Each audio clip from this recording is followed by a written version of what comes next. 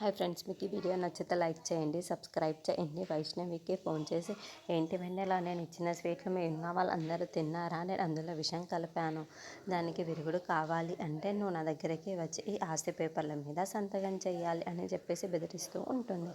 ఆ మాటలు వినగానే అక్కడున్న వైష్ణవి అయితే ఒక్కసారిగా షాక్ అయిపోతూ ఉంటుంది. ఏంటి ఇప్పుడు వీళ్ళని ఎలా కాపాడుకోవాలి అని చెప్పేసి అనుకుంటూ ఉంటుంది. ఇంతలో అది చూసిన వెన్నెల, ఎందుకు అలా మౌనంగా ఉండిపోయావు? ఏదో ఒకటి మాట్లాడు. మరి మీ వాళ్ళందరినీ కాపాడుకోవాలని ఉందా లేదా నీకు?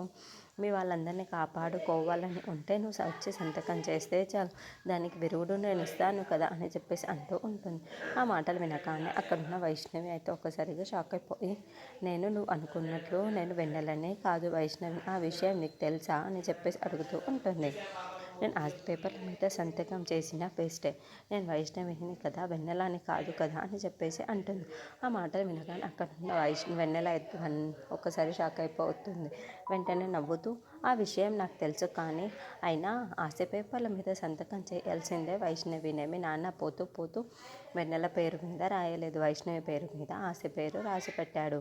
అది నాకు కావాల్సింది నువ్వే కదా, మరి వెంటనే మా ఇంటికి వచ్చి నువ్వు సంతకం చేస్తే మంచి, లేదంటే మీ వాళ్ళందరూ పైలోకాలకే వెళ్తారు, అది గుర్తుపెట్టుకో అని చెప్పేసి అంటూ ఉంటుంది.